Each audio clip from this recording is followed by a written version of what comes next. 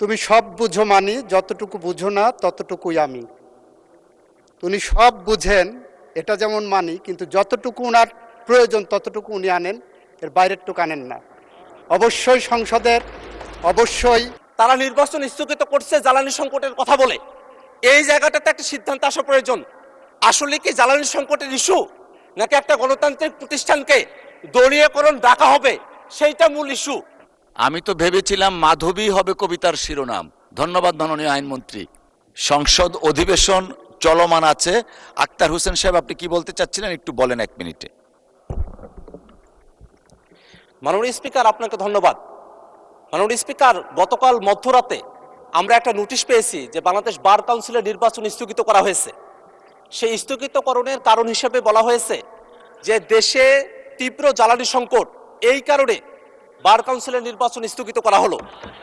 মাননীয় স্পিকার, এখানে দুই ধরনের বিষয় রয়েছে। এক, এটা একটা সংবিধিবদ্ধ প্রতিষ্ঠান যেটার সাথে আইন মন্ত্রণালয়ের একটা সংযোগ আছে।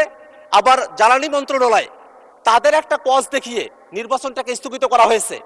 মাননীয় স্পিকার, আপনি জেনে থাকবেন যে দি বাংলাদেশ লিগাল প্র্যাকটিশনার্স এবং বার কাউন্সিল অর্ডারের বিধান অনুযায়ী 3 বছর অন্তর অন্তর নির্বাচন হওয়ার কথা। যদি নির্বাচন করার মতো পরিবেশ না থাকে, অর্থাৎ প্যান্ডেমিক হয় বা অ্যাক্ট অফ গডের মতো কোনো ধরনের দুর্যোগ ঘটে, সেই সময়টাতে 1 বছরের জন্য একটা অ্যাডহক কমিটির বিধান করণের সময়টাতে করা হয়েছিল।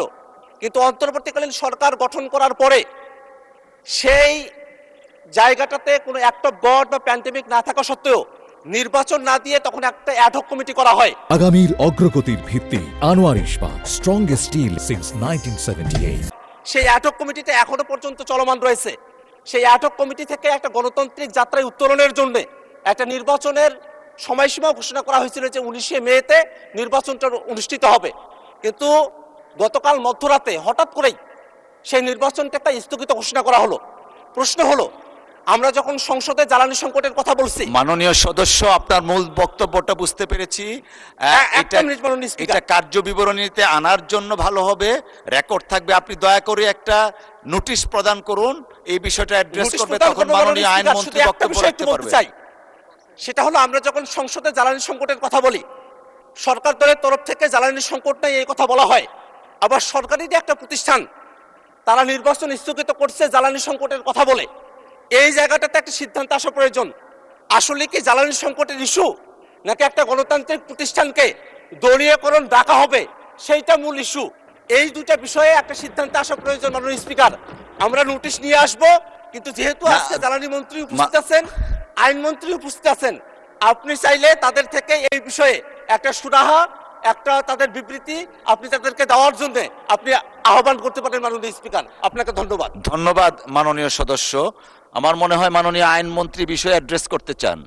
দয়া করে মাননীয় আইনমন্ত্রীকে মাইকটা দিবেন প্লিজ। মাননীয় স্পিকার, আপনাকে ধন্যবাদ। আপনার মাধ্যমে মাননীয় সদস্যকেও ধন্যবাদ যে উনি একটি অতি গুরুত্বপূর্ণ ইস্যু আপনাদের সামনে এনেছেন। উনি দুইটি বিষয় বলেছেন, pandemic and act of God. যেটা আনেননি সেটা হলো for any other reasonable cause, আইনের মধ্যে আছে, ওই পার্টটা উনি আনেননি। যতটুকু ওই একটা কবিতায় পড়েছিলাম, তুমি সব বুঝো মানি, যতটুকু বুঝো না ততটুকুই আমি। উনি সব বুঝেন, এটা যেমন মানি, কিন্তু যতটুকু ওনার প্রয়োজন ততটুকু উনি আনেন, এর বাইরের টুকু আনেন না। অবশ্যই সংসদের অবশ্যই নির্বাচনে যাওয়ার জন্যই এই 8 সপ্তাহ বা 7 সপ্তাহ 8 সপ্তাহ সরকার দায়িত্ব গ্রহণের পরে, গত 18 মাসে যখন নির্বাচন হয়নি, আমরা দায়িত্ব গ্রহণ করার পরেই বার কাউন্সিলের নির্বাচন উদ্যোগ গ্রহণ করেছি। এবং সেই ব্যাপারে বার কাউন্সিল একটি স্বায়ত্তশাসিত প্রতিষ্ঠান, আপনি জানেন, তারা স্বকীয়ভাবে স্বাধীনভাবে সিদ্ধান্ত নেন। মাননীয় স্পিকার, বার কাউন্সিলের উনি যে কথাটা বললেন জ্বালানি মন্ত্রণালয়কে টেনে এনে শুধুমাত্র একটা কারণে, সেই প্রেস রিলিজ আমিও পড়েছি, আমার নোটিশও এসেছে। উনি যে জিনিসটা বলেননি সেটা হলো ঢাকা বার সহ বেশ কয়েকটি বার অ্যাসোসিয়েশন থেকে বার কাউন্সিলের কাছে অনুরোধ এসেছে যে তাদের ওখানে এখন নির্বাচন চলছে, তাদের নির্বাচন প্রক্রিয়া সমুন্নত রাখার জন্য, এইটাকে নির্ঝঞ্ঝাট রাখার জন্য, ওই বার অ্যাসোসিয়েশনগুলোর নির্বাচনকে নির্ঝঞ্ঝাট রাখার জন্য নির্বাচনটা পিছানোর জন্য বলেছেন এবং বার কাউন্সিল একটি সংবিধিবদ্ধ সংস্থা হিসাবে বিভিন্ন বার অ্যাসোসিয়েশনের সেই অনুরোধটাও রক্ষা করেছেন। ফলে এই পার্টটা কিন্তু উনি বলেননি। আইনজীবীদের দাবি ছিল বিভিন্ন বার অ্যাসোসিয়েশন, ঢাকা বার হলো বলা হয় এশিয়ার মধ্যে সবচেয়ে বৃহত্তর বার, যেখানে 22,000-এর উপরে লয়া আছে। সেই বারের নির্বাচন সামনে, 29 তারিখে সেই বারের নির্বাচন, সেই নির্বাচন প্রক্রিয়াকে সামনে রেখে সেই অ্যাসোসিয়েশনের পক্ষ থেকে যে অনুরোধ এসেছে, বার কাউন্সিল আমি মনে করি তাদের নিজস্ব মেধা, প্রজ্ঞা, স্বকীয়তা এবং স্বাধীনতা অ্যাপ্লাই করেছেন। সেই কারণে সেখানে আমরা কোনো হস্তক্ষেপ করিনি। আমরা চাই ওনার মতোই যে বার কাউন্সিলের একটি স্বাভাবিক নির্বাচন প্রক্রিয়া এগিয়ে যাক, এবং সেই প্রক্রিয়া এগিয়ে যাওয়ার জন্য আমাদের পক্ষ থেকে আমরা সেখানে হস্তক্ষেপের মধ্যে যাচ্ছি না। আমরাও চাই, ওনার মতোই চাই, বার কাউন্সিল স্বাধীনভাবে সিদ্ধান্ত নিয়ে তারা এই ব্যবস্থা গ্রহণ করবেন। আপনাকে ধন্যবাদ মাননীয় স্পিকার, মাননীয় সংসদ সদস্যকে ধন্যবাদ। ধন্যবাদ মাননীয় আইনমন্ত্রী। আমি তো ভেবেছিলাম মাধবী হবে কবিতার শিরোনাম। ধন্যবাদ মাননীয় আইনমন্ত্রী।